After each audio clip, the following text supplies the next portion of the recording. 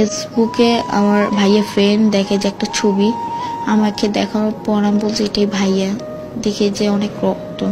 তারপর আমার ওইখানেই কান্নাকাটি করতেছি, বললাম যেটা কি হয়েছে আসলে ভাইয়া। তখন জানি না যে ভাইয়া নাই, আম্মু আমাকে বলে নাই যে তোমার ভাইয়া নাই, কেউ ফোন দিও জানায় নাই। 1টা বাজে আমি বাসায় আসি, বাসায় আসার পর দেখি যে গ্যারেজ খোলা, লাইট জ্বালানো। আমি সবাইকে জিজ্ঞেস করতেছি কি হয়েছে, আমাকে সবাই জড়ায় ধরে কাঁদতেছে। আমি বলছি কি হয়েছে একটু বলো, আমাকে বলতেছে না। আমাকে উপরে 6 তলায় নিয়ে আসছে জোর করে এনে বলে কিচ্ছু হয় না, তুমি শো, তোমার ভাই আসতেছে।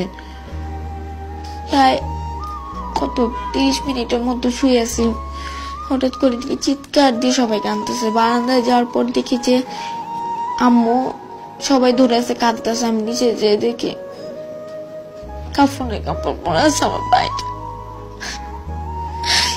আমাকে ভাইটার সামনে কেউ যাইতেও দিতেছে না। লাশটা বের করার পর গ্যারেজ চানে আমি একবার খালি চুমু দিয়েছি মাইয়াকে। এরপরে ভোরবেলা জানাজার পর নিজের ভাইটাকে দাফন দিয়ে এসেছি।